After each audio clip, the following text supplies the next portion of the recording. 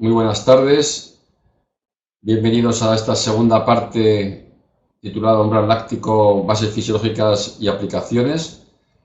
En el webinar anterior hicimos un repaso de las bases fisiológicas más notables o más sobresalientes que conllevan el entorno de lo que hemos venido a denominar durante los últimos años umbral láctico, y hoy vamos a tener dos partes bien diferenciadas. La primera será la metodología de interpretación más sobresaliente, pero os he de decir que, claro, en los últimos casi 25 años, pues muchos autores han propuesto distintas formas o métodos de medir lo mismo. Así que pues sería casi interminable el poder ir analizando cada uno de ellos. Casi todos están validados, pero yo creo que es mucho más adecuado pues centrarnos en lo que serían los protocolos o las metodologías más consolidadas o más básicas, y ya desde ahí el que esté interesado puede utilizar otra metodología. Yo os puedo decir que llevo utilizando esta metodología pues muchos años, lo que no significa que sea lo mejor, pero nos ha dado buenos resultados y de ese punto de vista pues sigo utilizando las mismas con pacientes, con deportistas de élite, aficionados, y es un poco lo que os quiero mostrar en la primera parte. Y en la segunda parte pues ya vamos a hablar un poco ya más de las aplicaciones, ¿no? Una vez que hemos determinado los umbrales, cómo podemos utilizarlos para mejorar el entrenamiento, que es de lo que se trata. Muy bien.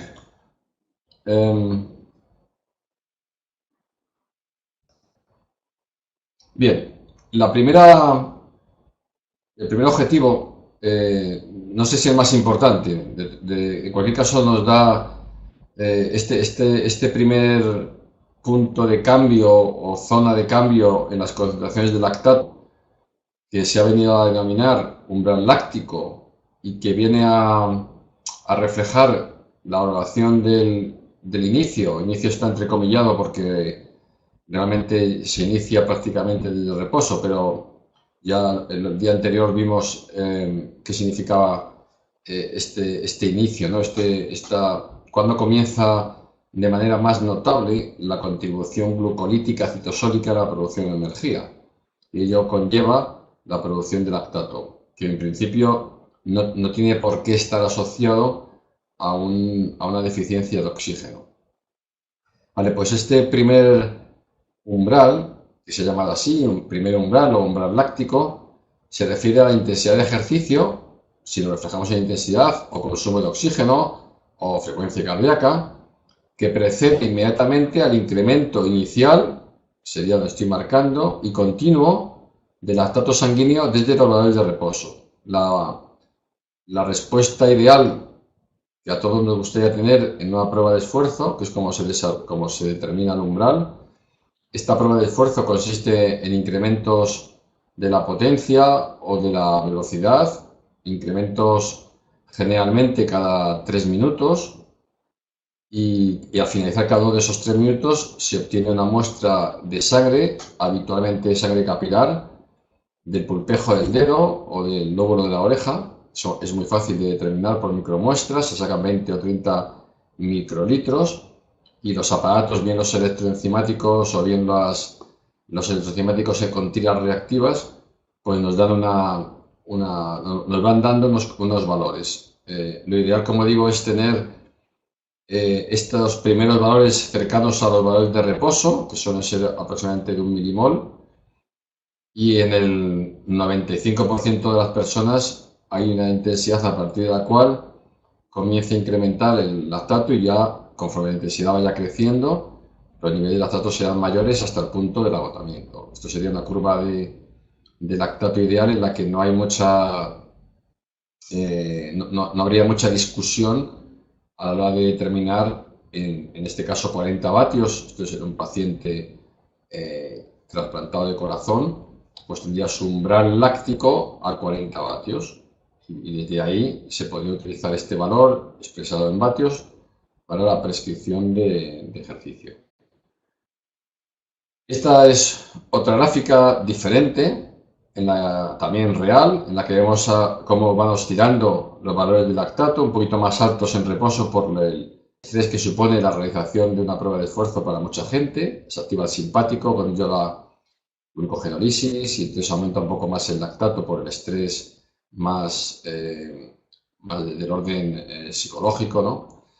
Y ya una vez que comienza el ejercicio, los niveles de reposo se quedan estabilizados, lo cual significa que a 6, 7, 8, 9 y 10 km por hora la obtención de energía es básicamente una obtención de energía muy aeróbica, muy poco glucolítica, y como veis, a partir de 10 km por hora, pues ocurre el comportamiento que antes hemos comentado.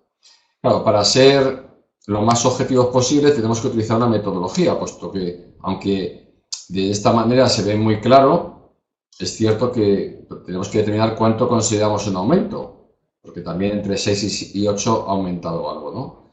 Entonces, para eso está la metodología. Yo ahora os comento la que nosotros hemos venido utilizando desde hace muchísimos años y seguimos haciéndolo con excelentes resultados. Esto es otra prueba. Aquí tenemos los kilómetros por hora, como van subiendo de kilómetro en kilómetro en este caso. Conforme menor sea el incremento, más dificultad vamos a tener en observar un punto de ruptura y más bien obtendremos un aumento más continuado. Conforme más bruscos sean los escalones, perdemos precisión, pero ganamos en conocer dónde se produce ese salto. Muchas veces lo que hacemos, si es que queremos muchísima precisión, es determinar dónde está el umbral con incrementos más importantes de potencia, de velocidad, y luego hacer una prueba adicional pues, con menos incrementos más cercanos cada uno de ellos, pero con esto habitualmente el entrenador tiene suficiente, ¿no? La metodología que nosotros utilizamos, también otros autores, es la necesidad de que aumente al menos 0,5 milimoles. Es decir, que para considerar que de un valor a otro ha aumentado los niveles de lactato de forma significativa, hemos de restar la sensibilidad del aparato. Esto es muy importante. Si tenemos un aparato con sensibilidad 0,3, es decir, significa que valores más o menos 0,3 hemos de considerarlo iguales, puesto que hay una sensibilidad hay un error de sensibilidad por parte del aparato. Cuando los sistemas de medición son electroenzimáticos, suelen ser 0,2, a veces 0,1. Entonces utilizamos que el incremento debe ser más o igual de 0,5. Y aquí hemos de ser bastante rigurosos. A veces tenemos muchas dudas y quedamos en 0,4. A veces ahí en esos casos la experiencia del investigador también tiene que decir, pero normalmente hay que ser bastante rigurosos. Y si decimos más de 0,5, decimos más de 0,5, más o igual. En este caso, como podéis observar, entre la velocidad 15 y 16 km por hora subió 0,2, pero no consideramos que esto sea una subida, puesto que es un valor de 0,2 y nosotros hemos fijado en 0,5. En cambio, entre 16 y 17 sí que hay una subida importante de 0,9, así que el valor anterior a la subida, que sería donde está la flecha, lo celebraríamos como umbral láctico a 16 km por hora en este sujeto. El resto ya pues tiene que ir aumentando de forma progresiva. Como he comentado, se pueden decir distintos protocolos. El protocolo en rampa es un protocolo que también funciona bien, pero hemos igualmente de obtener muestras cada cierto tiempo, habitualmente cada 3 minutos. Así que lo que hacemos habitualmente son escalones de 3 minutos y al finalizar el tercer minuto, desde que comenzó ese escalón, esa velocidad, tomamos muestra. En cuanto termina de tomar la muestra, si siente tapiz desde ese momento porque ha parado o tiene que detenerse el individuo para obtener la muestra, comenzamos a contar otros 3 minutos. Y si es en ciclómetro, como no ha hecho falta parar, pues sería todo el rato, cada 3 minutos. De esa manera tenemos una muestra homogénea. Esta es la metodología que yo os recomiendo porque es bastante sensible. No suele haber no suele haber muchos casos en los que no hay ese cambio de ruptura. Y lo que sí he de decir que a veces esto es biología y a veces empieza a subir de 0,2, 0,2, 0,2, 0,2, 0,1, 0,2, 0,2, 0,3 y así hasta el final. Cuando ello ocurre, nosotros en la prueba tenemos que informar de que no ha sido posible la determinación del umbral láctico y así hay que informarlo, no podemos inventárnoslo. Tendremos que otro día hacer la prueba y generalmente otro día saldrá de manera distinta, o quiere decir que habrá quizá una oportunidad de tener ese punto de ruptura, pero si no cumple el criterio, no lo cumple, ¿no? Una manera de ratificar que lo que hemos obtenido es correcto, pero que habitualmente no se suele hacer, es pedir al sujeto que venga otro día, o incluso ese mismo día, si no hemos ido hasta el final, si hemos cortado la prueba antes de llegar hasta el momento del agotamiento para que el sujeto no entre en fatiga, pues ese día u otro más descansado, pedimos al sujeto que realice un test de 20 minutos, en este caso sería 16 km por hora, cuando si el umbral está bien determinado, el comportamiento del lactato debería ser lineal, o sea, como los valores muy similares a los de reposo. Eso es una forma de ratificar el valor del umbral láctico. Bueno, a partir de aquí hay otras muchas metodologías. Ahora voy a ir más rápido porque esto es bastante sencillo y que hacen que siempre tengas la oportunidad de determinar el umbral. Son propuestas de investigadores importantes como Coyle en el año 83, quiere decir que no son ocurrencias de cualquiera, sino de gente que tiene realmente un bagaje en fisiología de ejercicio. Y en este caso consiste en establecer una media aritmética en las primeras 4 muestras de lactato, 6, 7, 8, 9, aquí se hace una media aritmética. Entonces se traza una línea base con esta media y entonces el umbral queda determinado en el punto en el que sumando 1 milimol a esa línea de base, esa otra línea, valor de línea base más 1 milimol, corta la curva del lactato, es decir, aquí donde está situado la flecha. Bien, es una manera, bajo mi punto de vista, menos individualizada que la anterior, pero bueno, si siempre utilizamos la misma y teniendo en cuenta que esa curva en su conjunto se va a ir desplazando hacia la derecha, pues este umbral, conforme vaya mejorando el sujeto, pues también va a ir desplazándose. Existe una buena correlación de esta metodología con la que yo anteriormente me he referido, pero en fin, yo prefiero la anterior. Esta es otra distinta, aún más, creo que aún más, con más elementos que pueden inducir al error. En este caso ya no es un valor de una media aritmética de las 4 determinaciones ya tomadas en ejercicio, sino que se obtiene la muestra en reposo. Y ya hemos visto antes como con muchísima frecuencia los valores de reposo están mediados o magnetizados o influenciados por el estrés simpático que supone enfrentarse a una prueba de esfuerzo. Sería lo mismo, una prueba sería el valor de reposo, una línea, sumaríamos 1 milimol y la línea de valor de reposo más 1 milimol, donde cortada tendríamos el umbral láctico. Sinceramente, no les recomiendo esta metodología, pero en fin, pueden ustedes si quieren utilizarla.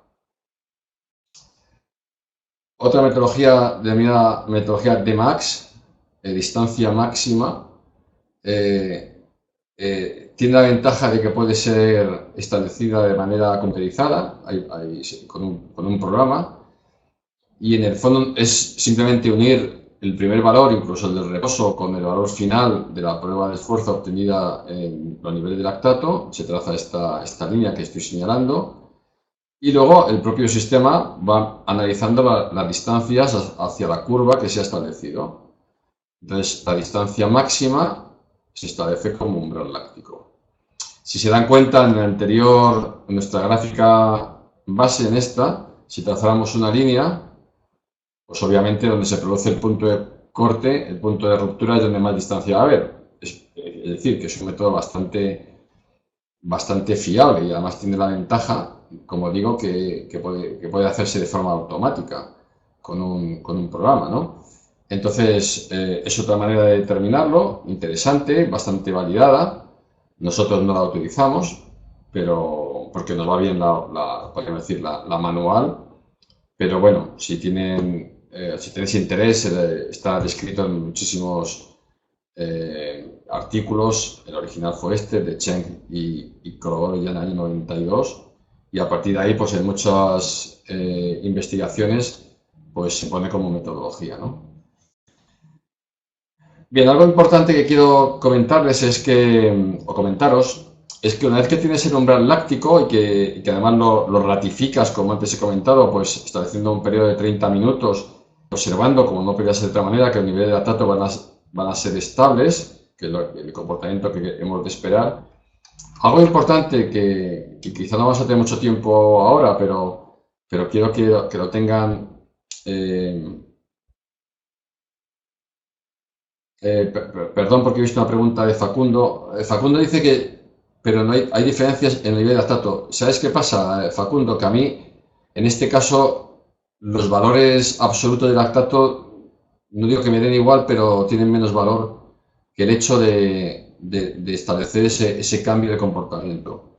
Porque los valores de lactato de reposo pueden estar influenciados por muchísimos elementos, entre otros la propia alimentación, tu nivel de glucógeno en tus músculos, hígado. Entonces, lo que se busca aquí, y luego hablaré de ellos al final, no es una concentración fija, sino es un cambio de comportamiento. Y por eso, eh, eh, me preguntas, pero el Dmax, no, el Dmax no da 4 milimoles. El Dmax, en este caso, en esta curva, da 4 milimoles porque es un ejemplo de una curva.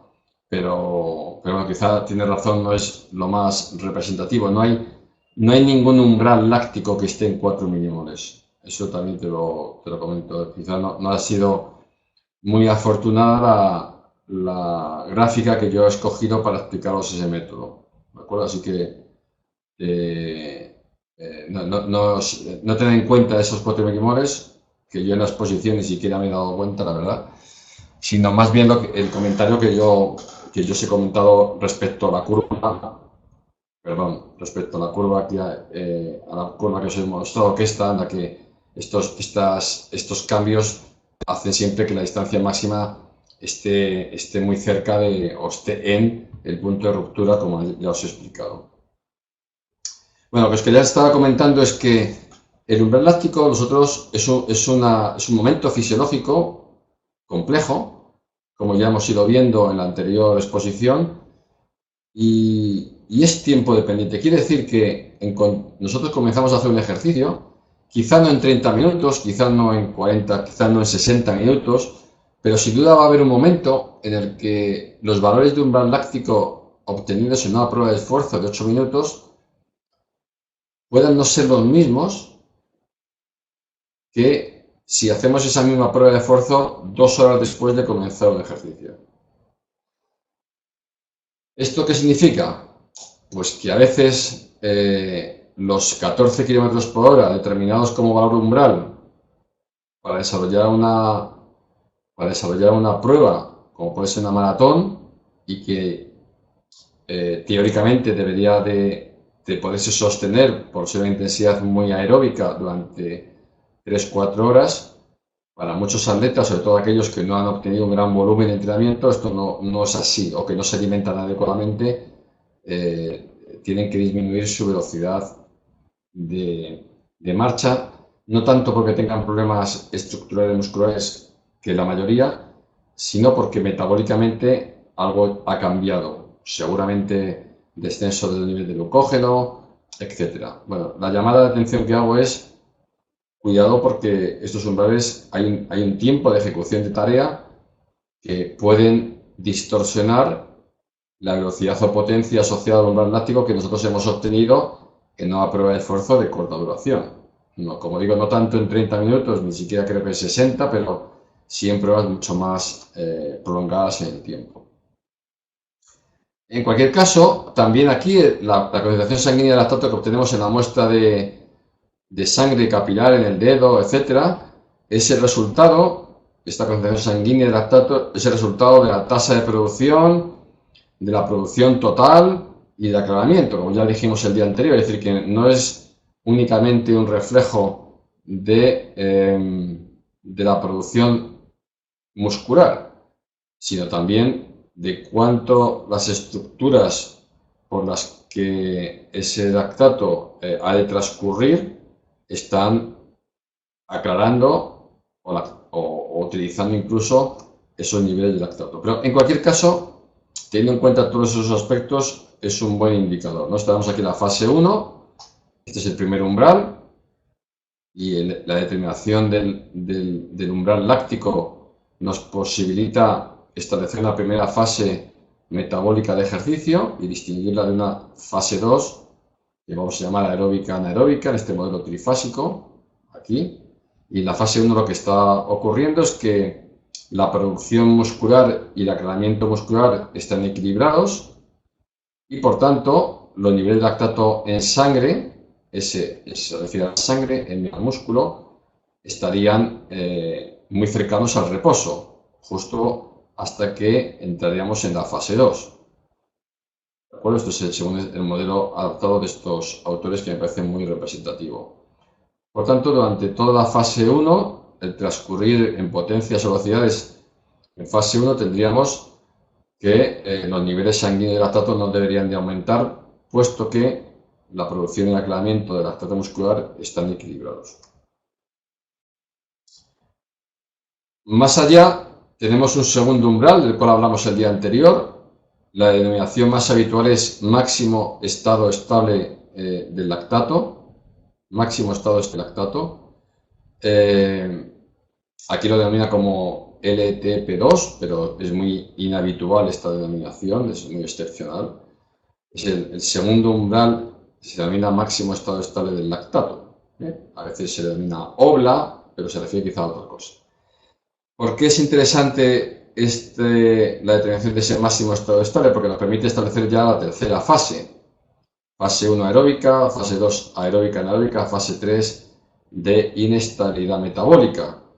Y entonces, desde el punto de vista de lo que creo que es importante en la aplicación del umbral, nos permite saber en qué intensidad o velocidad o potencia se sitúan ambos umbrales para ver la efectividad de entrenamiento, y en segundo lugar, desde el punto de vista de la estructuración del programa de ejercicio en sí, pues el entrenador va a saber a qué velocidad, a qué potencia, incluso a qué frecuencia cardíaca debe situar a su atleta para que se sitúe en cada una de estas fases con el objetivo que en su momento tenga, ¿no? Vale, la diferencia entre la fase 2 y la fase 3 es que ya en la fase 2 la producción de lactato muscular supera al aclaramiento del propio músculo y por tanto va a salir más más lactato a la sangre. Y a pesar de ello, los mecanismos compensadores o de aclaramiento van a ser capaces de aclarar de una manera bastante equilibrada. En cualquier caso, lo que vamos a obtener es un aumento del nivel de lactato en sangre, pero como ahora veremos, cuando sometemos al sujeto a un ejercicio en fase 2, ya veremos que lo que ocurre es que el nivel de lactato van a ser más altos que los que tenemos en fase 1, pero vamos a lograr estabilizarlos. ¿Bien? Cuando superamos este máximo estado estable del lactato, entramos en una fase en la que la producción de lactato es muy alta por parte del músculo, mucho mayor que su propio aclaramiento, y también la salida de lactato a la sangre supera la capacidad de las estructuras del resto del organismo de poderlas aclarar, músculos, hígado, riñones, etc. Y por tanto, el comportamiento que vamos a tener, ya veremos ahora, ya no va a haber estabilidad en los niveles de lactato, sino que estos van a ir aumentando progresivamente. ¿Vale? De hecho, este distinto comportamiento es el que nos va a permitir, como vamos a ver, la determinación del máximo estado estable del lactato, que se define como la máxima concentración de lactato compatible con un equilibrio entre la producción de lactato respecto a su agravamiento. Y esto generalmente se hace en ejercicios ya más prolongados, al menos de 30 minutos. Podemos acortarlos a 20, pero lo ideal es hacer ejercicios mucho más fisiológicos. Y el comportamiento que hemos de esperar es el que figura en esta gráfica. Un incremento, si estamos por encima del umbral, el lactato aumentará más allá de los valores de reposo, pero llegado un tiempo, a una velocidad constante, en este caso son 16 km por hora, puede ser a los 15, como determinamos muestras a los 15 y a los 30, lo habitual es que ya a los 15 tengamos un valor y que este se mantenga estable a los 30.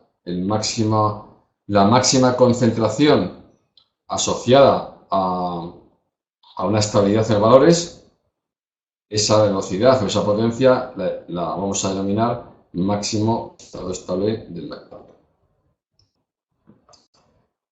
Esta es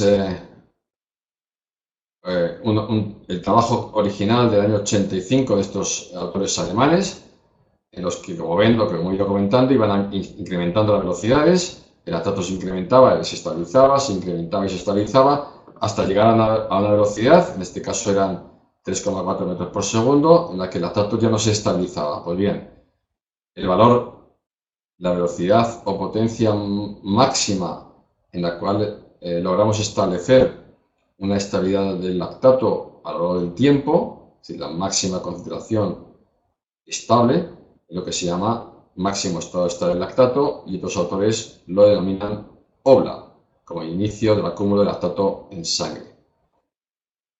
Bien, estos autores, quiero reflejarlo, este es el valor original.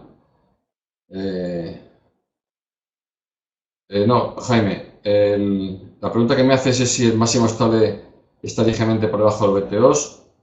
Deberían coincidir. O sea, el VT2 es el umbral ventilatorio 2, es una manera indirecta, a través del intercambio gaseoso, de determinar la intensidad o potencia asociada al máximo estado estable. Deben ser los mismos valores. Vale. Entonces, quería mostrar simplemente este artículo, que es el artículo original del que hemos comentado anteriormente, simplemente para justificar los famosos 4 milimoles. En este estudio, los autores trabajaron con 16 sujetos a los que se sometió a pruebas de esfuerzo y a máximos estados estables verdaderos para determinar cuál era la concentración de lactato en sangre asociada a su máximo estado estable del lactato. Y aquí tenemos todos los valores de los 16 sujetos. El valor medio de todas las concentraciones en máximo estado estable de los 16 sujetos fue de 4,0 milimoles por litro. Y de ahí se extendió a lo largo de los siguientes más de 25 años la idea de que el valor fijo de 4 milimoles refleja el máximo estado estable del lactato. Y como podemos entender todos en este momento, esto no es posible. Es decir, que tiene que haber una variabilidad entre sujetos. Es cierto que si aplico 4 milimoles, seguramente no me aleje mucho del valor real para ese sujeto, pero no me está siendo posible individualizar la carga de trabajo. De hecho, los autores señalaban, la flecha las he puesto yo, pero los asteriscos es original, señalaban, este es un valor que es erróneo, 0,35, quiero recordar que estaba como 3,35, o 2,35. Bueno, los autores señalaban diciendo que cuidado con aplicar 4 milimoles porque el sujeto número 2 tenía un umbral en 2,35, un máximo estado estable, mientras que el sujeto 3 lo tenía en 5,52. Es decir, que si yo aplico 4 milimoles en todo este grupo, pues en el sujeto 6 o 7 o 12 lo clavaré en cuanto a precisión, pero si lo aplico al sujeto número 3, estaré infravalorando su máximo estado estable del lactato, y si lo aplico en el número 2, en ese valor de 2,35, pues estaré sobrevalorándolo. Ya no estoy trabajando de forma individualizada. Muy importante cuando nos decidimos aplicar un valor fijo de 4 milimoles. Por las mismas, podríamos utilizar un valor fijo de frecuencia cardíaca, que estos autores cifrado de media en 175 latidos y que más o menos coincide con el segundo de los umbrales en personas entre los 25 y los 30 años. Pero igualmente no podemos aplicar 175 a toda una población porque también, como señalaban ellos en estos 16 sujetos, el sujeto 6 tenía su umbral en 157 y el sujeto 5 en 190. Aplicando 175 en estos sujetos, en el primero, el sujeto número 5, estaríamos muy por debajo de su intensidad asociada al máximo estado estable de lactato, y en el caso del sujeto 6 estaríamos muy por encima, estaríamos entrenando de una manera demasiado intensa. La forma de determinar el máximo estado estable, desafortunadamente, pues es tener que ir citando al sujeto que venga varias veces al laboratorio durante distintos días. Esto hace muy complejo y también costoso el proceso de determinación del máximo estado estable del lactato. De tal suerte que la secuencia sería más o menos así. Primer día o primera prueba, podemos hacer 2 cada día. 14 kilómetros por hora, que sería el valor del umbral, por ejemplo. Tendríamos que el comportamiento debería ser el que aquí figura durante 30 minutos. Lo que se valora es que no exista un mayor incremento entre el minuto 15 y el 30, no más de 1 milimol. ¿De acuerdo?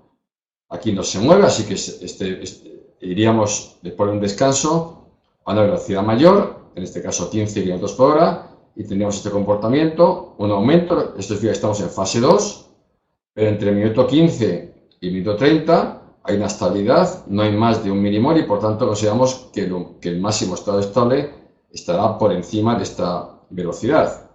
Nos vamos a 16 km por hora y obtenemos, disculpad para que veáis, aquí tenemos una estabilidad del lactato en 3 milimoles, como veis. Nos vamos a una carga superior, 16 km por hora, obtenemos lo mismo, un mayor incremento, ahora la estabilidad está ya en 4, pero entre el minuto 15 y el minuto 30 hay estabilidad, estamos en estado estable. No hay más de 1 milimol de lactato en sangre de diferencia, así que esta prueba nos informa de que el máximo estado estable de lactato está a una velocidad superior. Nos vamos a 17 km por hora y ya obtenemos esta gráfica en la cual vemos que el lactato va aumentando y que del 15 al 30 todavía sigue aumentando. Esto significa que 17 km por hora está más allá del máximo estado estable del lactato y por tanto el valor anterior o la velocidad anterior o la potencia anterior en la que hemos logrado esta estabilidad la informaríamos como máximo estado estable del lactato, en este caso 16 km por hora. El establecimiento de más de 1 milimol es importante porque es un suficiente margen como para ratificar con bastante certeza que hemos entrado en fase 3. Casi prefiero que las preguntas las hagamos al final, pero bueno, ya que hay aquí 2, voy a intentar responderlas. Me pregunta Facundo, ¿puedo inferir que en un sujeto de élite tenga entonces un umbral con mayores milimoles de lactato que uno no de élite? No necesariamente. Los niveles de lactato del primer de los umbrales va a ser muy similar al reposo. En todo caso, sí que podríamos en algunos sujetos obtener valores de lactato más altos, dependiendo de su modalidad, más que de su estado de entrenamiento, de la modalidad de deporte que realice, ¿no? Como digo, los valores de lactatos, si los comparamos con los valores absolutos de lactato, si los comparamos con el mismo atleta en tiempos separados, nos dan una información, sin duda. Conforme más adaptado esté aeróbicamente, para cualquier intensidad tendría valores de lactato más bajos, por eso se hace la curva de lactato. ¿De acuerdo? Conforme menos entrenado esté, más lactato tendría para cualquier carga. ¿Bien? Si no, en cualquier caso, luego Facundo, volvemos a ver en las preguntas al finalizar. Bueno, y aquí os quería mostrar un poco el protocolo que nosotros seguimos. Es un poco laborioso. Por ejemplo, pues hacemos una carga de 30 minutos a intensidad umbral láctico. Cada 5 minutos hacemos evaluación de frecuencia cardíaca, de lactato, etc. Si al finalizar valoramos la diferencia entre minuto 30 y minuto 15, Si es menos de 1 milimol, entonces aumentamos la carga de trabajo un 20%. Es decir, si estábamos en 10 kilómetros por hora, pues 10 kilómetros por hora más un 20%. Y así vamos aumentando hasta que la carga, si la carga es de más de 1 milimol, por ejemplo, la siguiente, pues en vez de aumentar más, lo que hacemos es disminuir un 10% para intentar ratificar. Bueno, esto lo podéis leer porque no me entretengo ahora con ello y es simplemente un protocolo, una metodología que yo os propongo y que es muy fácil de seguir, ¿no? Bien, a partir de aquí, distintos autores han utilizado otras metodologías, igual que el umbral láctico, y bueno, pues si usamos siempre las mismas, también todas tienen su fundamento fisiológico. Algunas de ellas, la ventaja es que en la misma sesión obtenemos el umbral. En este caso, en el que yo os propongo, tenemos que ir varios días, pero yo sinceramente prefiero la primera de ellas. Tenemos aquí el test de mínimo de lactato, consiste en hacer un ejercicio de muy alta intensidad, un periodo corto de recuperación y luego un test incremental en rampa, un test incremental o un test en rampa habitual. Entonces, pero ante ese test, el comportamiento del lactato suele ser este. En las primeras cargas se produce un descenso, un aclaramiento del nivel de lactato, puesto que se desarrolla en las primeras cargas del test de esfuerzo. Es un nivel muy aeróbico, muy fase 1. Y cuando comienza a aumentar, el mínimo de lactato asociado en esta curva se proyecta frente a la velocidad o la potencia y tenemos el valor del máximo estado estable, que en este caso se llama test del mínimo lactato. Nosotros lo hemos utilizado y además lo publicamos en el año 2014 para hacer el mismo test en un triatleta, en este caso un test en bicicleta, ciclómetro, determinar el umbral láctico con la metodología que hemos visto. En cuanto el sujeto superaba los 4 milimoles, es decir, se metía en fase 3, deteníamos la prueba, 1 minuto para cambiarse las zapatillas, subía al tapiz, un protocolo habitual de prueba de esfuerzo y el valor de mínimo lactato nos daba el valor del máximo estado estable del segundo en tapiz rodante. Bueno, es una variante. Este artículo se lo vamos a proporcionar, así que también lo pueden observar para no detenernos en la metodología, ¿no? Otra metodología diferente y consiste en hacer la prueba de esfuerzo y al finalizar la prueba seguir valorando los niveles de recuperación del lactato al minuto 3, 5, 8 y 12 hasta que esta curva de recuperación los valores sean menores al máximo obtenido al final de la prueba. Se traza una línea entre el valor máximo obtenido al finalizar la prueba máxima con la curva de recuperación en la que el lactato comienza a disminuir y desde aquí una línea hacia la curva del lactato, una tangente a esta curva y el punto en el que toca la curva, denominado umbral anaeróbico individual.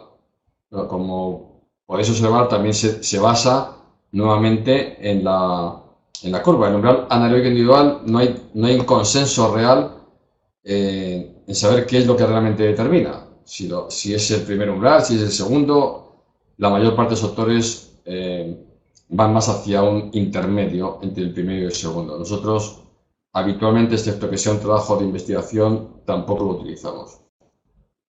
Tenemos aquí variantes de este umbral que, lógicamente, realizar recuperación pasiva o activa ya va a modificar en el mismo sujeto el valor del umbral. Por eso digo que metodológicamente es un poco complicado, ¿no? Y si no nos queremos complicar mucho la vida, pues aplicamos a la curva 4 milimoles y donde corte tendremos el obla, igual a 4 milimoles, pero como ya he comentado anteriormente, será un valor de utilidad para el mismo sujeto, puesto que la curva se va a ir desplazando seguro, y el valor de 4 milimoles va a ir creciendo, pero no es un valor individualizado. No sabemos, o sea, no representa el máximo estado de lactato, representa una concentración de 4 milimoles, pero no el máximo estado de lactato. ¿Podemos utilizarlo para estructurar nuestro programa de entrenamiento? Sí, lo podemos hacer. ¿Nos estamos equivocando por mucho? No. ¿Es individualizado? No. ¿Podemos hacerlo con más precisión? Sí. Es un poco las respuestas que podemos dar a esto. Bien, a partir de aquí, como ya he comentado, se establecen generalmente 3 fases, que son las que vamos a utilizar nosotros ahora a continuación, para ver un poco las aplicaciones, ¿no? Y aunque no vamos a hablar de ello, solo decirles que los umbrales ventilatorios, umbral ventilatorio 1 y umbral ventilatorio 2, que no son el objeto de este curso, con sus distintas metodologías, con aparatos más costosos, más complejos, siempre en laboratorio. Los umbrales lácticos, la ventaja es que pueden hacerse en la pista, en el campo. Pues para ratificar un poco lo que antes, la pregunta que me habéis hecho, el umbral ventilatorio 1 tiene una altísima correlación con el umbral láctico, coinciden si la metodología es adecuada. Y el umbral ventilatorio 2 o VT2 o punto de compensación de la acidosis metabólica también es coincidente con el máximo estado estable del lactato real. Por eso también podemos establecer ese modelo trifásico de metabólicamente de 3 fases en una prueba de esfuerzo con análisis de gases respiratorios. Particularmente, desde el punto de vista de la aplicación de entrenamiento, siempre voy a elegir el lactato, siempre. Creo además que es la variable fisiológica que más posibilidades brinda no solamente al entrenador, sino al fisiólogo. Y creo que todo entrenador debería llevar en su bolsillo un aparato de medición del lactato, porque su proyección desde el punto de vista de aplicaciones es muy importante, sobre todo cuando somos capaces de aplicar metodologías repetitivas, es decir, de tener una metodología de aplicación que quizá a lo mejor no es la mejor, pero al siempre aplicar la misma metodología los errores se minimizan. Bien, y a partir de ahora vamos a ver qué aplicaciones, algunas de las aplicaciones las más relevantes que podemos obtener cuando obtenemos de nuestros deportistas los valores asociados al umbral, tanto al umbral láctico, sobre todo porque es mucho más aplicable en general, como al máximo estado estable del lactato. Y antes de ello, sí me gustaría comentar, y solamente todos sois entrenadores si estáis de acuerdo conmigo, que al menos bajo mi punto de vista, que no soy entrenador y por lo tanto quizá tenga más libertad para comentar algunas cosas, en mi opinión no hay un único método de entrenamiento idóneo. Quiere decir que hay diferentes formas de aproximarse al entrenamiento ideal, y hay deportistas que funcionan bien con una metodología y que no funcionan bien y otros que no funcionan bien con la misma. Depende de muchos factores. Es verdad que los grandes pilares de entrenamiento son los grandes pilares, que son los que vamos a ver nosotros hoy aquí, pero no me es posible a mí, ni sería posible a nadie, el poder establecer el patrón oro, el gold estándar de lo que sería el entrenamiento ideal para un corredor de maratón, para un ciclista, para un remero. No, porque con toda seguridad, si analizáramos el entrenamiento que desarrollan los primeros 10 corredores de maratón del ranking mundial en este momento, pues habría una gran parte común, que es a la que creo que tenemos que, en la que nos tenemos que centrar, y luego hay una parte que cada entrenador, en función de su experiencia y de la respuesta de los atletas, pues van aplicando, pero es imposible que poder establecer una única manera de entrenar, ¿no? Bien, ¿para qué sirve el umbral láctico? Bueno, pues en primer lugar sirve para valorar nuestra capacidad de resistencia, es decir, nuestro estado de entrenamiento. De tal manera que tenemos que tener bien claro que conforme nuestro estado de entrenamiento desde el punto de vista aeróbico, que es para lo que se usan los umbrales, para deportistas de resistencia aeróbica. Entonces, lo primero que tengo que tener clarísimo es que el objetivo número uno, no sé si número uno, pero el objetivo prioritario del entrenador de resistencia aeróbica es trazar la curva de lactato con sus 2 umbrales lo más cerca posible del valor máximo de la potencia aeróbica máxima o velocidad aeróbica máxima. Y ahí se establece el entrenamiento, las distintas estrategias de entrenamiento. Conforme más cerca estén los umbrales del máximo consumo de oxígeno, más aeróbico será el sujeto y por tanto más tiempo podrá soportar cargas elevadas de trabajo, que es de lo que se trata, de estar un tiempo prolongado a altas intensidades de ejercicio. Pueden encontrar en la literatura, si es que nos vamos por esa vía, que es lo más adecuado, multitudes de estudios que han mostrado no solo las diferencias entre sujetos entrenados y que no lo están tanto, como la evolución a lo largo del entrenamiento, del proceso de entrenamiento. Así que solamente lo que hago es mostrarles algunos pequeños matices, ¿no?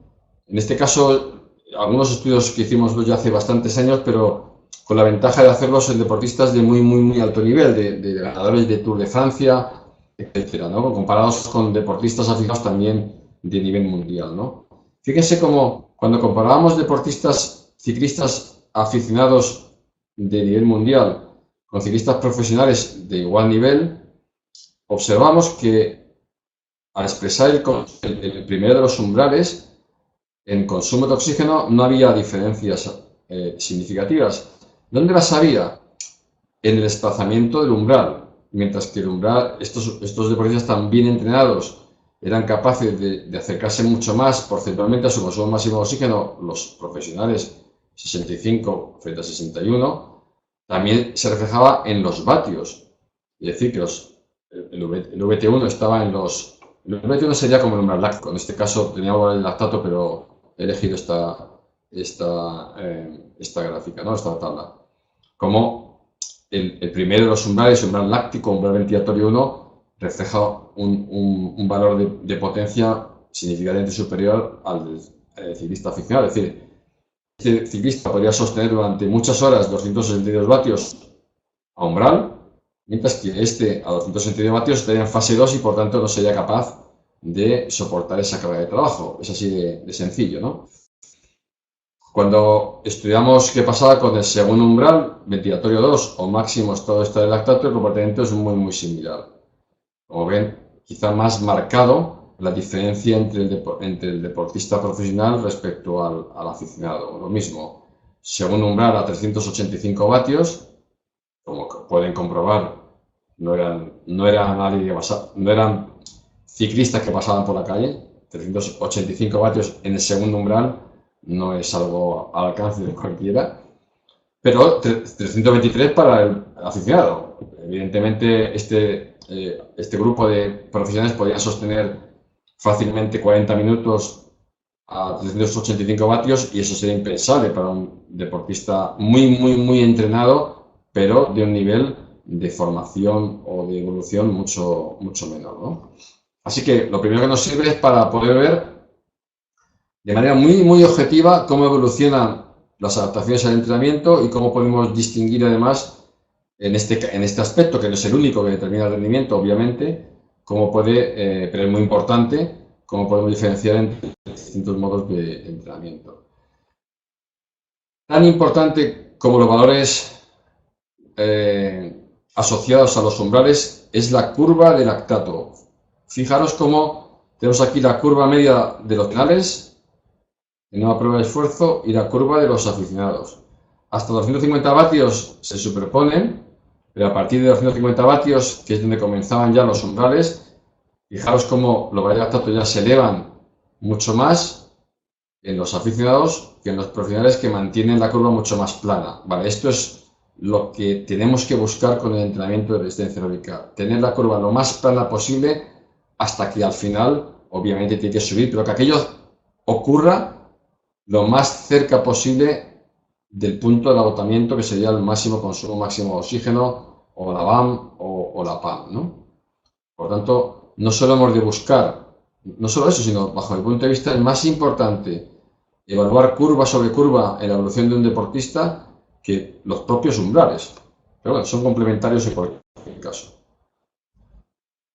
Aquí podemos ver como en una temporada, es cierto que ahora ya no hay estas temporadas como había hace años, que los deportistas que van durante una época con un entrenamiento muy básico y luego empezaban otra vez, pero bueno, en cualquier caso ratifica lo mismo, como el umbral láctico en este caso, cómo evoluciona desde 5 o 6 meses antes del punto de máxima forma, de 319 vatios a 379. Estos momentos metabólicos son exactamente los mismos. Desde el punto de vista metabólico, este punto es igual que este. Lo que ocurre es que ya en competición, mucho más finos, mucho más adaptados, vamos a fijarnos cómo la potencia es mucho mayor. También la del umbral, la del segundo de los umbrales, y también la en vatios por kilo de peso es la manera de expresarlo. Así que esto es, se va a repetir en cualquier estado, ¿no? Y como a través del grupo, a través de la temporada, iba desplazando la curva hacia abajo y hacia la derecha.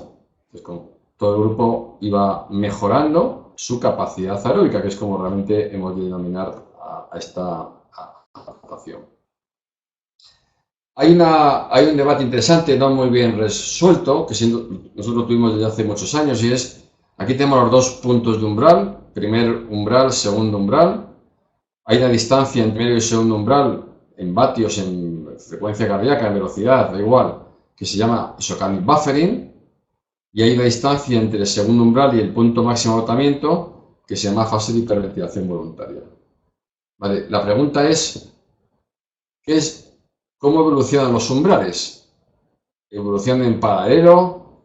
¿Este más que este más cerca? Bueno, depende un poco del tipo de trabajo que desarrollemos. Esto es importante, como veremos a ver luego. La evolución de los umbrales suele ser bastante específica del estímulo que establezco. De tal suerte que si yo entreno solo aquí, en los primeros umbrales, este umbral se desplazará más hacia la derecha que el segundo hacia la derecha, es decir, que no van en paralelo. En los sujetos,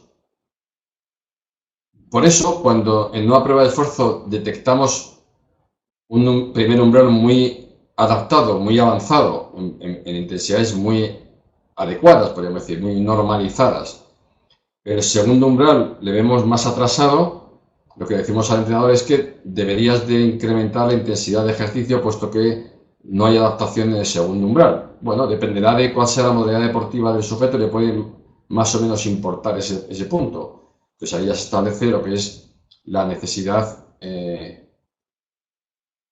Perdona, Jaime, que estoy viendo que tienes una gran duda. No sé si te permite seguir o quieres que esa gran duda la podamos resolver. No te quiero dejar ahí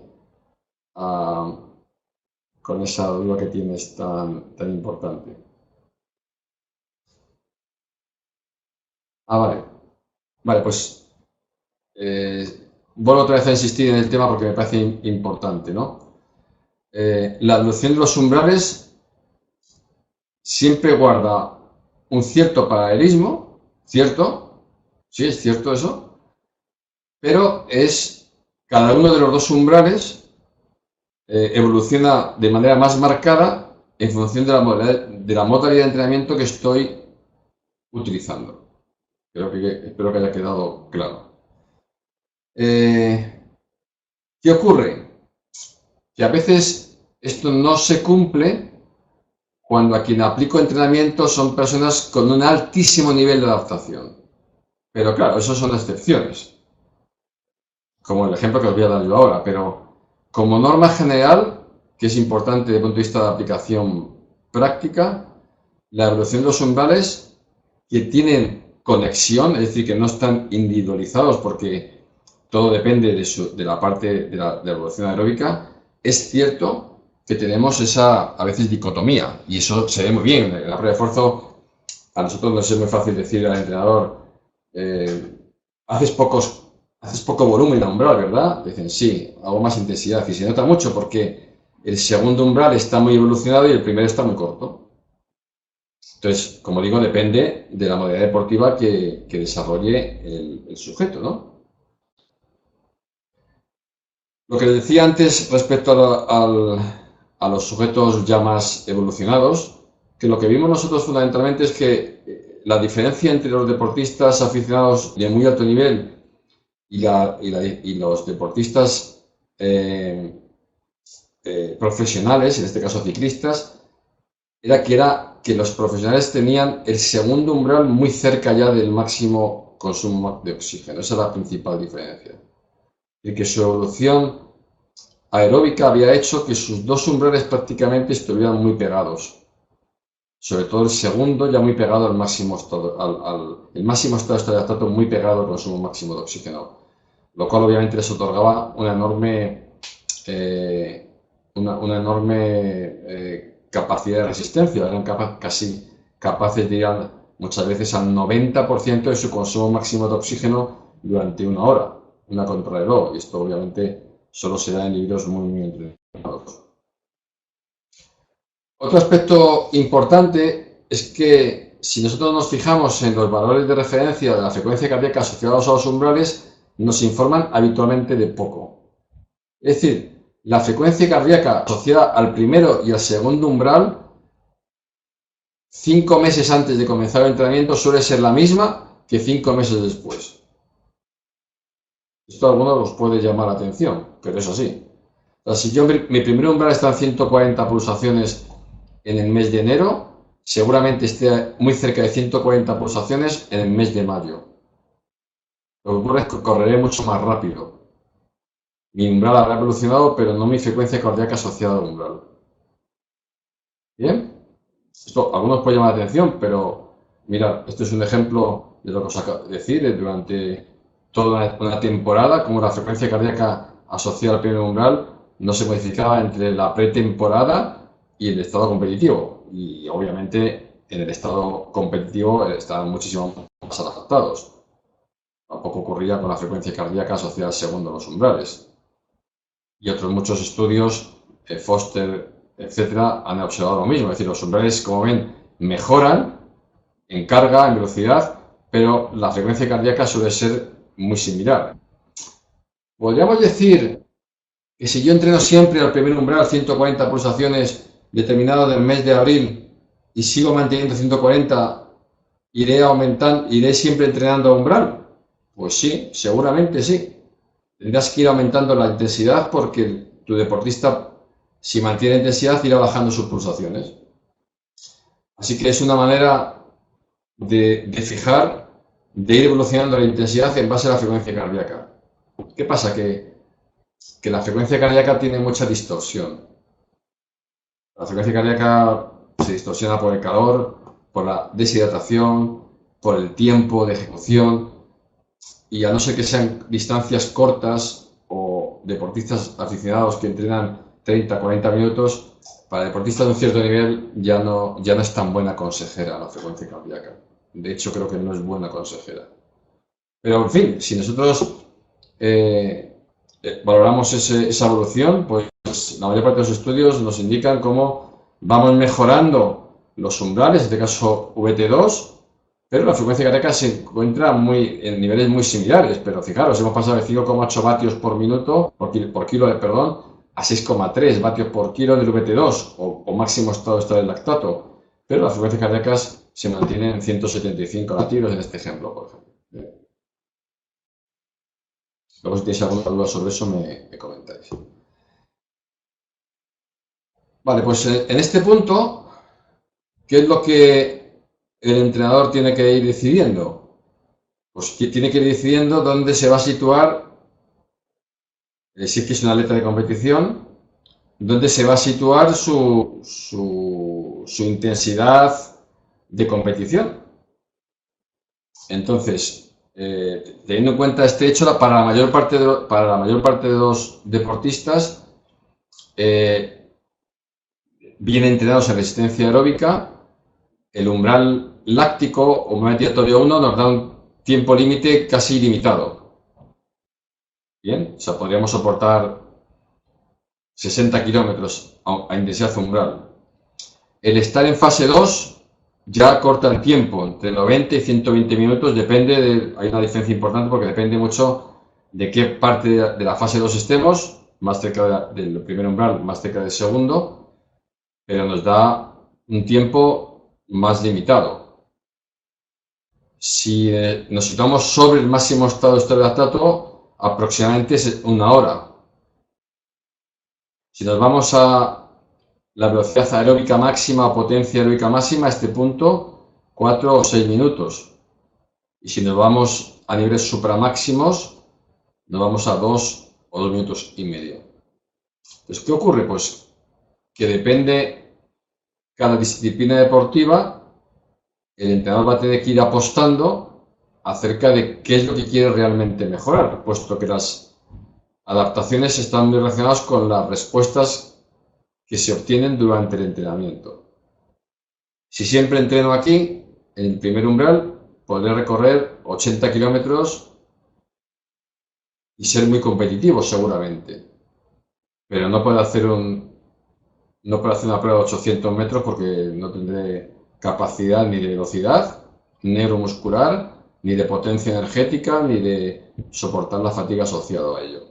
Bien. Aquí entramos en el punto de que no hay una receta establecida. Como vais a ver, ahora hay unos grandes principios que todos los entrenadores de deporte aeróbico cumplen. Quien no lo cumple no entrena a deportistas de un cierto nivel. Es imposible, como lo veréis.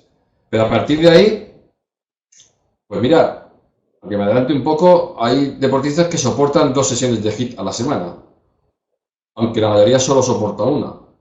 Bueno, pues eso depende de qué, pues de la propia individualidad del deportista.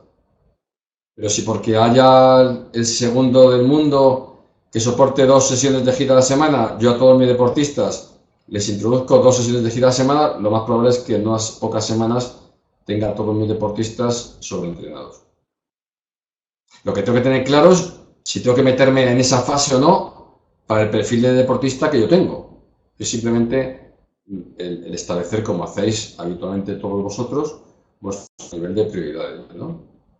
Y aquí tenemos, pues eso, los distintos deportes así base, en las que nos situamos, los maratones están por aquí, las pruebas de ciclista en ruta beben de las 3 fases, depende de cada una de las etapas. Las pruebas de 1500 se sitúan todas en fase 3. No puedes correr 1500 si no has trabajado mucho fase 3, es imposible. Los triatlones de la duración están todos también en torno al primer umbral. Los grandes exponentes de deportes de resistencia aeróbica se sitúan todos en primer umbral. Por eso, desde el punto de vista global, es un umbral más importante fisiológicamente que el segundo, en el que ya no hay tantas disciplinas que se vinculen a él. Entonces, sería imposible abordarlo en este curso, evidentemente, pero lo que nosotros hemos de saber como entrenadores, lo primero de todo es lo que me causa fatiga en cada una de las fases. Si yo no entiendo por qué mi deportista, cuando le propongo realizar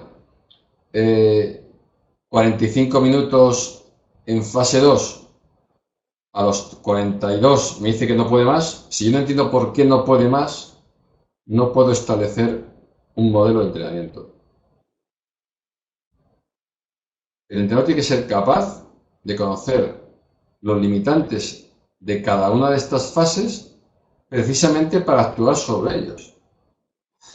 Me voy a explicar. Si sabemos, como ya sabemos, que el trabajo en fase 1 depende mucho de la disponibilidad de sustratos energéticos, en este caso de hidratos de carbono, pues el entrenador sabe que o bien que tiene que establecer un tipo de entrenamiento en el que otros sustratos, es decir, los ácidos grasos, me proporcionen la máxima potencia energética para intentar ahorrar aquello que se me puede gastar y que va a limitar mi recorrido en fase 1, que es el glucógeno. Y entonces establece un protocolo y es mucho volumen en fase 1. Y así sucesivamente. Si lo que necesito en fase 3 es una gran capacidad tampón de mis protones para no entrar en acidosis muy pronto, entonces lo que el entrenador hace es introducir en fase 3 con distintas frecuencia y duración al deportista. ¿Para qué? Para que ese estrés acidótico le provoque una adaptación y la siguiente vez acepte mejor su organismo el trabajo intenso en esa fase. Lo que ocurre es que aparte de ser multicomponente la fatiga, este tema nos da un poco de reparo, nos da un poco de miedo incluso, ¿no? Introducirnos en el estudio de la fatiga, pero yo creo que es lo más importante desde el punto de vista de estructurar un entrenamiento. Si lo queremos Podemos ser.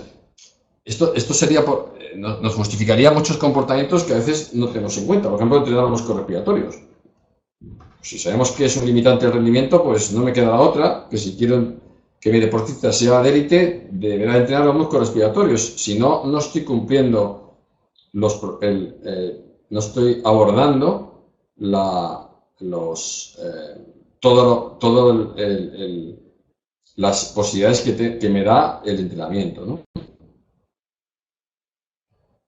Fijaros, por ejemplo, en una etapa, durante todo un Tour de Francia, casi el 70% del recorrido, los deportistas lo hacen en VT1. Esto ya simplemente, solo con esto ¿qué va a reflejar? Pues que el entrenamiento de estos deportistas, el 70% tiene que ser en VT1. No puedes medir esto y luego decir, mi corredor va a entrenar en fase 2 y fase 3. Sí, entrenará, pero cuando llegue el día de la competición es que no pasa ni de la primera cuarta parte de la primera etapa. Cuando valoro las necesidades energéticas, metabólicas de un deportista durante su prueba, es lo que me devuelve los estímulos que tengo que introducir en mi entrenamiento. Y este es un ejemplo muy directo.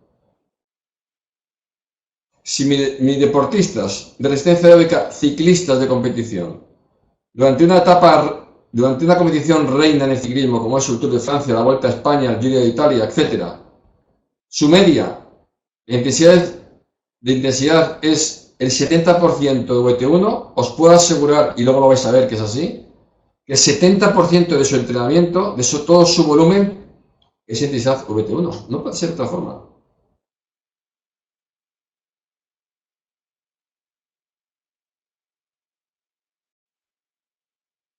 Fijaros la distribución de la carga en distintas etapas. Una etapa de 215 kilómetros en llano supone prácticamente para el conjunto del equipo, porque luego va a haber pues, ciclistas que se escapan, etcétera, etcétera, pero prácticamente todo es fase 1. Una etapa de alta montaña de un ganador de etapa significa que tiene un 50% de fase 1, pero porque la etapa en alta montaña se decide en los pocos últimos kilómetros.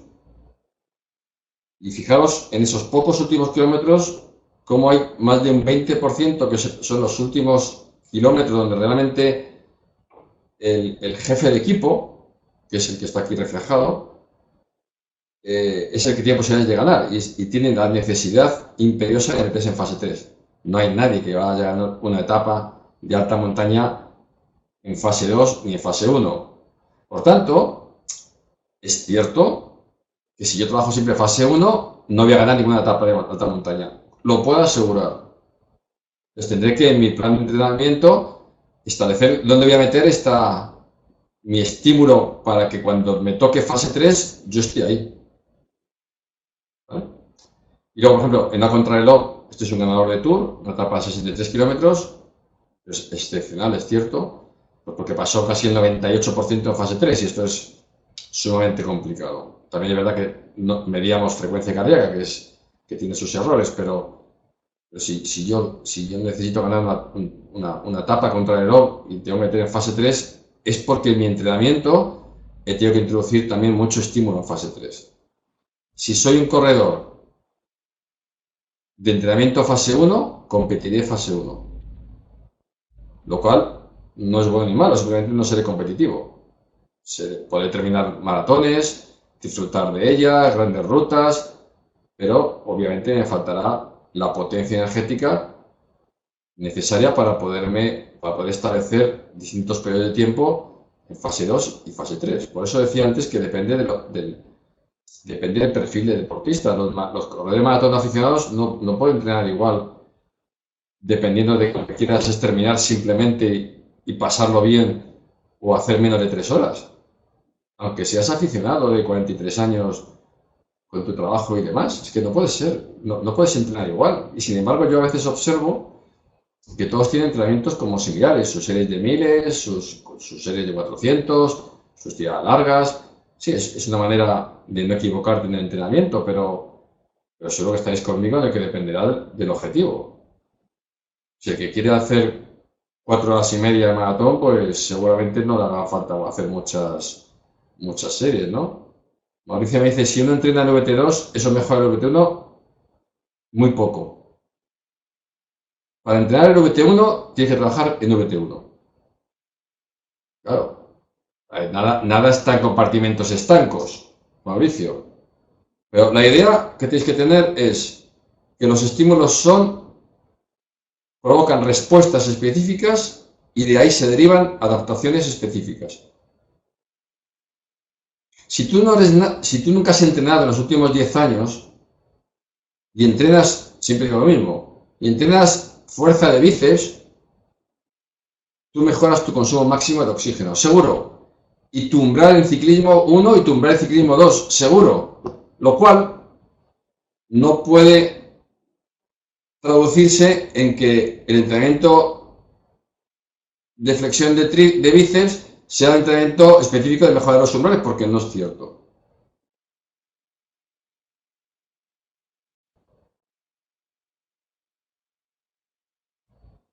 En resistencia aeróbica, que es de lo que estamos hablando, la parte más importante, sin ningún género de dudas, es el gran pilar del entrenamiento de resistencia aeróbica es el VT1, es el umbral láctico, sin ninguna duda. Voy a poner algunos ejemplos ahora para que, si alguien tiene dudas, que deje de tenerla. En los últimos tiempos, que es la última diapositiva que os muestro, la biología molecular nos está enseñando a cómo funcionan estos procesos de adaptación. Nos queda bastante tiempo en tener el nivel de biología molecular del ejercicio como tenemos en fisiología del ejercicio. Pero a veces, en malas interpretaciones que realizamos, en malas interpretaciones, no que los alumnos nos estén diciendo eso, parece que los caminos para conseguir adaptaciones parecidas pueden ser diferentes, y no es cierto. El entrenamiento en umbral láctico es insustituible para deportistas de resistencia aeróbica.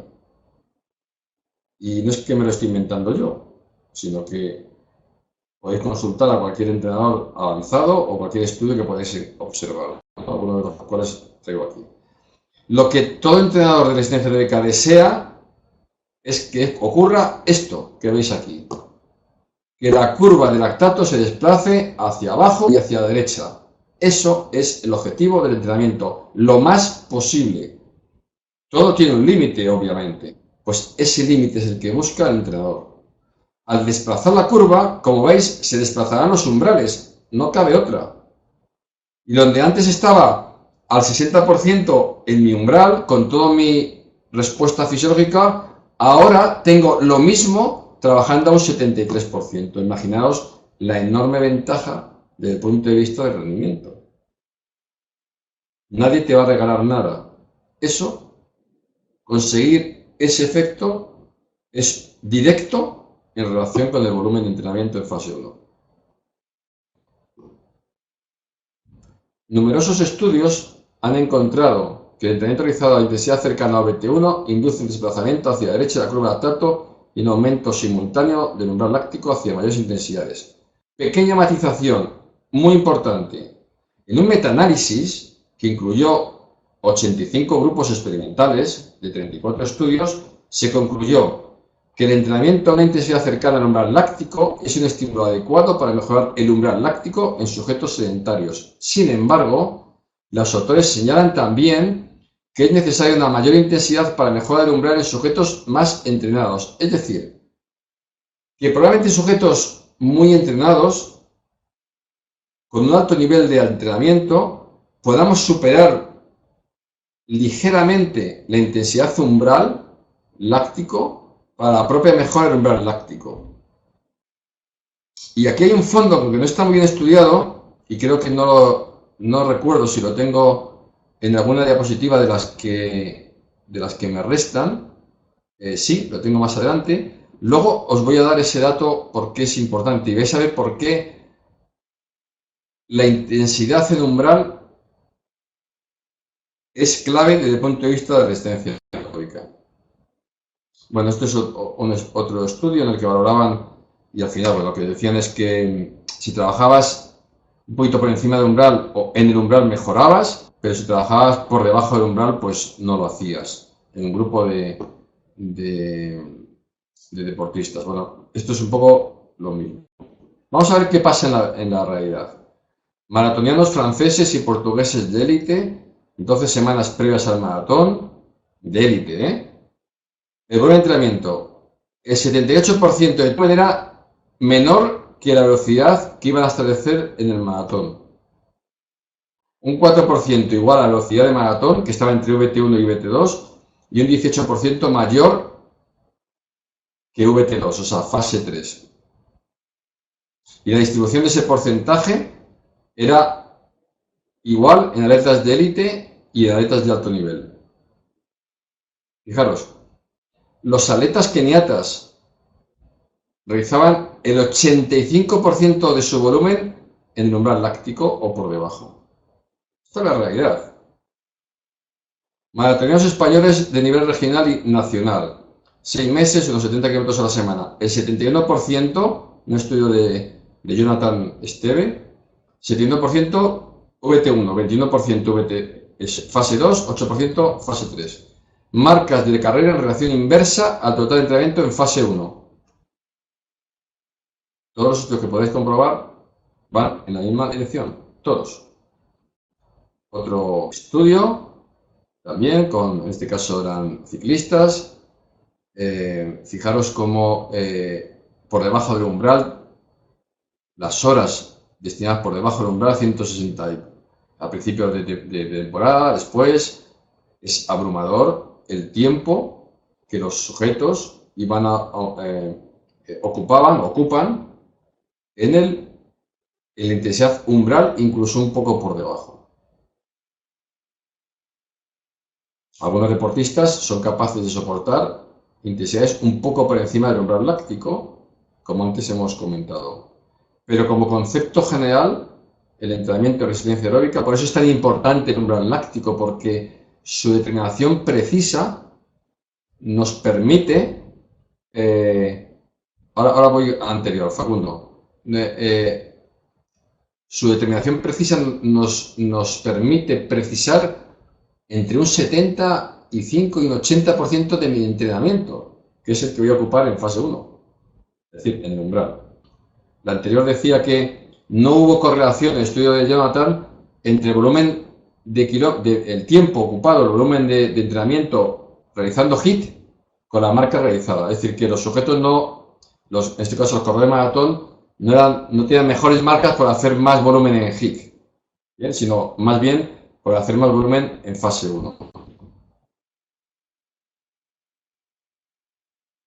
Para la gran mayoría de los atletas de élite de resistencia aeróbica sitúan el 70 al 90% de su entrenamiento en fase 1, es decir, sobre el umbral láctico o incluso un poquito por encima del umbral láctico en su potencia y velocidad. Eso va a depender de cada uno de los deportistas. Fijaros, ¿por qué es tan importante desde el punto de vista metabólico trabajar aquí? Y ahora os voy a superponer una gráfica que nos va a clarificar mucho. Mirad qué pasa con el FatMax. ¿Dónde está la intensidad asociada al máximo metabolismo de los ácidos grasos, tanto a nivel absoluto como a nivel? Pues está en sujetos no muy entrenados, un poco más abajo, en fase 1, pero sin llegar al umbral, y lo que parece que ocurre es que en sujetos conforme de deportistas de resistencia aeróbica, este FatMax se sitúa incluso un poco por encima del consumo máximo del umbral láctico. Podemos hipotetizar que seguramente sea en esos sujetos donde nosotros hemos de entrenar un poco más allá del umbral láctico. Esto podríamos podríamos establecer, quizá también, es realmente donde he de entrenar no es tanto en el umbral láctico, sino en el Fatmax. Interesante. No vais a encontrar muchos estudios al respecto, pero me parece muy lógico y de hecho está muy relacionado si os dais cuenta. Fijaros cómo con el entrenamiento el Fatmax en sujetos desentrenados está aquí y en sujetos entrenados está aquí. Fijaros cómo avanza respecto al consumo máximo de oxígeno. De un 50 se mete casi ya un 60, que esto es umbral. De 60 vatios a 120, el doble. Somos capaces de desarrollar el doble de potencia en el máxima tasa de oxidación de ácidos grasos. Eso es la adaptación. Esta es una de las adaptaciones más importantes que persigue la resistencia aeróbica. Este entrenamiento en umbral lo que posibilita es mejorar esta potencia de los ácidos grasos, acercándola o superando incluso a la del glucógeno. Esa es una enorme ventaja. Esa es una de las adaptaciones más importantes que tienen los atletas keniatas, además.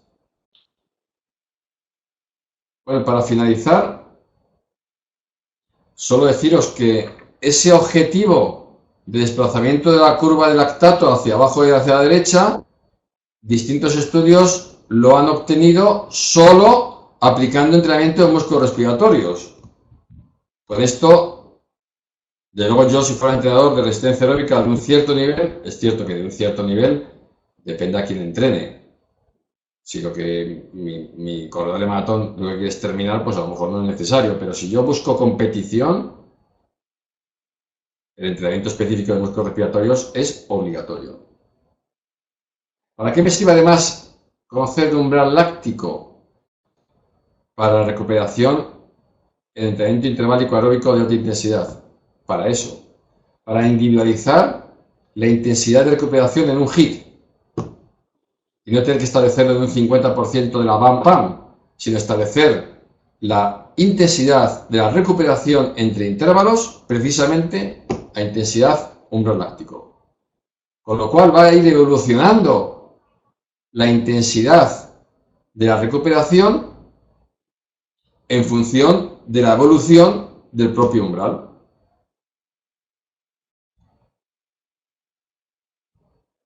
De tal suerte que si nosotros, para resumir, entrenamos aquí, mejoraremos el umbral.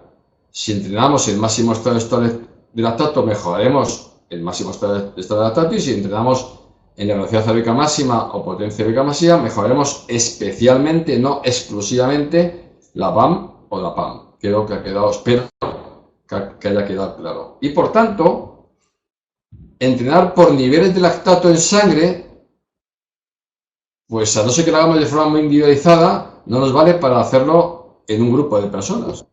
Porque 3 milimoles de lactato pueden suponer muy diferentes estrés metabólico para distintos sujetos.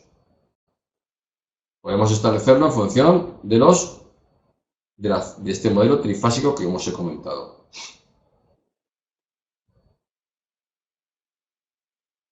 Para ir terminando, en los últimos pocos años se han enfrentado diferentes modalidades de entrenamiento en relación con el modelo polarizado. Hay